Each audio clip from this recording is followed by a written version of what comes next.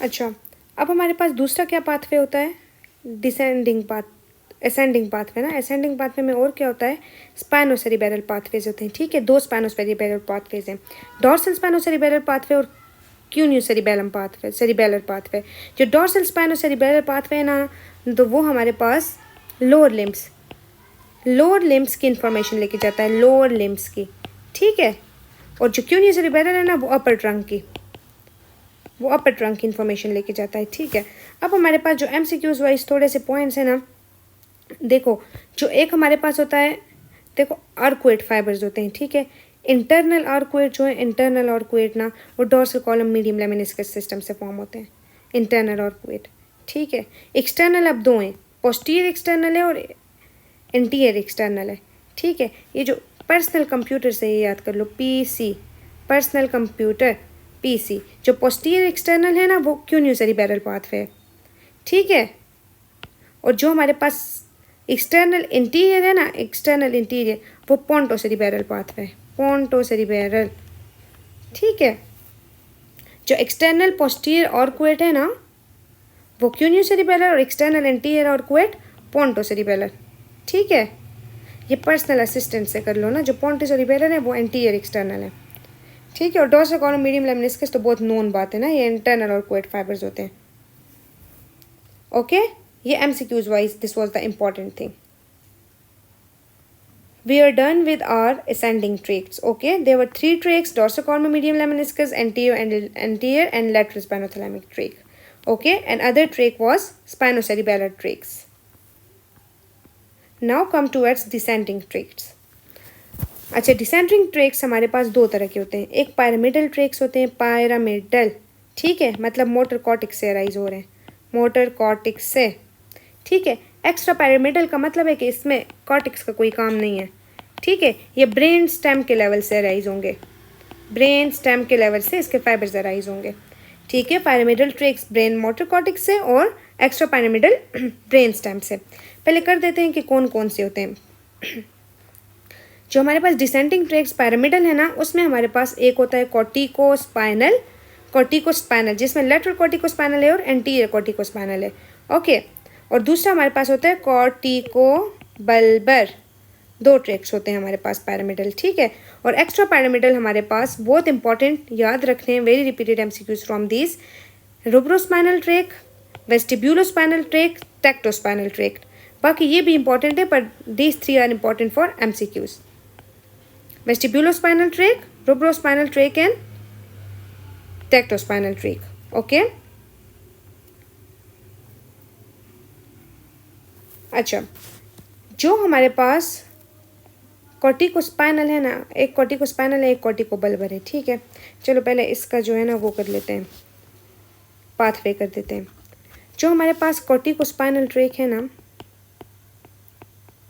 ये हमारे पास brain stem motor cortex, primary motor area of cerebral cortex, वहाँ से इसके फाइबर्स अराइज हो रहे हैं। ठीक है, डिसेंड कर रहे हैं, जो मेड्यूला का लेवल है ना, मेड्यूला के लेवल पे ये देखो, ये डिकसेट कर रहे हैं, मेड्यूला के लेवल पे डिकसेट कर रहे हैं। ठीक है, मतलब मेड्यूला से ऊपर अगर लेन हुई ना तो कॉन्ट्रालेटरल लॉस होगा, मेड्यूला से नीचे अगर लेन हुई ना तो इप्सिलेटरल लॉस होगा। ठीक है, इप्सिलेटरल क्या, पैरालिसिस हो जाएगी ना। इप्सिलेटरल पैरालिसिस अगर मेड्यूला से नीचे लेन हुई, और कॉन्ट्रालेटरल अगर मेड्यूला से ऊपर तक लेन हुई। ठीक है, मतलब हमारे पास इंटरनल कैप्सूल, ये इंटरनल कैप्सूल है ना, इंटरनल कैप्सूल के लेवल पे लेन हुई तो हमारे पास कॉन्ट्रालेटरल पैरालिसिस होती है,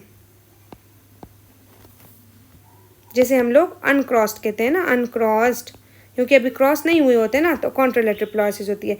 एक बार क्रॉस हो जाए उसके बाद अगर लेन होगी ना तो फिर इप्सिलेटरल पैरालिसिस होगी। याद करने की क्या चीज़ है कि इसके फाइबर्स मेड्यूला के लेवल पे डिस्कसेट करके स्पाइनल कॉर्ड के पास आते हैं। ठीक है, जिसे हम लोग ये देखो लेटरल कॉर्टिकोस्पाइनल ट्रैक कहते हैं, लेटरल कॉर्टिकोस्पाइनल ट्रैक। ओके, और ये फिर मसल्स को इन्फॉर्मेशन दे देते हैं कि अब इसने फ्लेक्शन करनी है, एक्सटेंशन करनी है, क्या करनी है। ठीक है, और दूसरा होता है हमारे पास एंटीरियर कॉर्टिको। हमारे पास जो 80 to 90% ऑफ फाइबर्स है ना कॉर्टिकोस्पाइनल ट्रैक के, मेड्यूला के लेवल पे डिकसेट हो जाते हैं। बहुत कम 10 to 20% जो होते हैं जो डिकसेट नहीं करते। ठीक है, वो स्पाइनल कॉर्ड पे आते हैं, ये देखो यहाँ तक आ गए हैं विदाउट डिकसेशन। फिर यहाँ पे इसने थोड़ा सा डिकसे, यहाँ पे इस पॉइंट पे इसने डिकसेट किया, ठीक है। ये एंटी स्पाइनोथाइमस कॉर्टिकोस्पाइनल ट्रैक था। मेड्यूला के इसके इंपॉर्टेंट हमने क्या याद रखना है, प्राइमरी मोटर एरिया से अराइज करके मेड्यूला में डिकसेट करके और जा रहे हैं, ठीक है। अब दूसरी क्या चीज़ है हमारे पास, दूसरा हमने कौन सा ट्रैक पढ़ा था, कॉर्टिकोबल्बर ट्रैक, ठीक है। देखो कॉर्टिकोस्पाइनल ट्रैक जो है वो सारे के सारे बॉडी मसल्स बॉडी के सारे मसल्स को कंट्रोल कर रहा है, ठीक है। जो कॉर्टिकोबल्बर ट्रैक है ना वो किन जगह के मसल्स को कंट्रोल करता है, face, neck and head muscles. क्यों? क्योंकि इसके साथ देखो ये कॉर्टिकोबल्बर ट्रैक उसी तरह ब्रेन से अराइज हुआ, ठीक है, इंटरनल कैप्सूल से गुजरा। हमारे पास जब ये ब्रेन स्टेम से गुजरता है ना, वहाँ पे ये हमारे पास गुजरते हुए trigeminal nerve, facial nerve, hypoglossal nerve और हमारे पास एसएसटी न्यूक्लियाई है ना, एसएसटी क्रेनियल नर्व 11 के, उन सब से जो है वो फाइबर्स लेता है और इसके साथ डिकसेट होता है। और ये सब जो है ना ये हमारे पास फेस, नेक और हेड के मूवमेंट में हेल्प करते हैं, ठीक है। ये जो फेस के मसल्स है ना उन्हें सप्लाई फेशियल नर्व देती है, ठीक है। फेस पे जो माउथ में जो टंग होती है उसे हाइपोग्लॉसल नर्व सप्लाई दे रही है, ठीक है। अच्छा, जो नेक के फेरिंग्स के मसल्स है ना उसे हमारे पास 9th और 10th क्रेनियल नर्व सप्लाई कर रही होती हैं। और जो नेक के मसल्स हैं, नेक में जो हमारे पास स्टेर्नोक्लीडोमास्टॉइड एंड ट्रेपीजियस है, ट्रेपीजियस एंड स्टेर्नोक्लीडोमास्टॉइड, इन्हें कौन सप्लाई कर रहा है, एसएसटी नर्व, 11th नर्व। ये सब के सब ज्वाइन होती हैं कॉर्टिकोबल्बर ट्रैक में। इसीलिए हम कहते हैं कि corticobulbar tract face, neck and head के मसल्स की मूवमेंट के साथ रिलेटेड है, okay. Now we are done with our pyramidal both tracks. Now come towards the extra pyramidal tracks. Extra pyramidal tracks में मैंने क्या कहा था, क्या क्या इंपॉर्टेंट है, rubrospinal tract, vestibulospinal tract, another was tectospinal tract, okay. अच्छा, ये जो टेक्टोस्पाइनल ट्रैक है ना, ये टेलीस्कोप से याद रखो, टेलीस्कोप, ये विजुअल इंफॉर्मेशन के साथ रिलेटेड है, विजुअल इंफॉर्मेशन के साथ टेक्टोस्पाइनल ट्रैक। इसलिए ये देखो एक इंफीरियर कॉलिक्यूलस होता है, इंफीरियर कॉलिक्यूलस, एक सुपीरियर कॉलिक्यूलस न्यूक्लियस होता है, ठीक है। इंफीरियर जो है वो हमारे पास हियरिंग के साथ है, ईयर के साथ, और सुपीरियर कॉलिक्यूलस जो होता है ना वो हमारे पास वीएन के साथ है, वीएन के साथ। तो ये देखो सुपीरियर कॉलिक्यूलस के लेवल से ये फाइबर्स आए हैं टेक्टोस्पाइनल के, मिड ब्रेन के लेवल पे डिकसेट किए हैं। ये मिड ब्रेन से लोअर लेवल पे आके ना ये डिकसेट कर लेते हैं, ठीक है। रेड न्यूक्लियस है ना, रेड न्यूक्लियस, इससे रुब्रोस्पाइनल ट्रैक के फाइबर्स निकल रहे हैं, ठीक है। मिड ब्रेन के लेवल पे डिकसेट कर जाते हैं, ये देखो डिकसेट। सिर्फ और सिर्फ जो एक्स्ट्रा पैरामिडल ट्रैक जो डिकसेट नहीं करता ना वो वेस्टिब्यूलोस्पाइनल ट्रैक है, हियरिंग वाला, वो डिकसेट नहीं करता, बाकी दोनों डिकसेट कर रहे हैं, मिड ब्रेन के लेवल पे डिकसेट कर रहे हैं, ठीक है। और डिसेंड करते हैं और सप्लाई दे देते हैं, ठीक है। अब ये रुब्रो के साथ क्या याद रखो, रुब्रो ने बैठना है, रुब्रो वांट्स टू सिट, रुब्रो ने बैठना है, बैठने के लिए फ्लेक्सर्स काम करते हैं, फ्लेक्सर्स, ठीक है। रुब्रो ने बैठना है तो बॉडी की जो फ्लेक्शन है ना, फ्लेक्सर मसल्स को कंट्रोल करता है ये रुब्रो। टेक्टो मैंने बता दिया, विजुअल इंफॉर्मेशन, रुब्रो जो है ना, रुब्रो वांट्स टू सिट, तो रुब्रो फ्लेक्सर्स कंट्रोल करता है, ठीक है। और दूसरा है वेस्टिब्यूलोस्पाइनल ट्रैक जो है वो एक्सटेंसर्स के साथ रिलेटेड है, एक्सटेंसर। देखो वेस्टिब्यूलर सिस्टम हमने पढ़ा है ना, बैलेंस को मेंटेन करता है, बैलेंस खड़े होकर मेंटेन होती है ना, खड़े होकर हम पता करते हैं कि बैलेंस मेंटेन्ड है या नहीं। इसीलिए ये वेस्टिब्यूलो जो है ये स्टैंडिंग में हेल्प करता है, स्टैंडिंग में एक्सटेंशन हेल्प करती है ना, तो vestibulo system extension, रुब्रो system flexors, ठीक है। और सुपीरियर कॉलिक्यूलस से जो टेक्टो आ रहा है वो visual information. These were are extra pyramidal tracts, okay.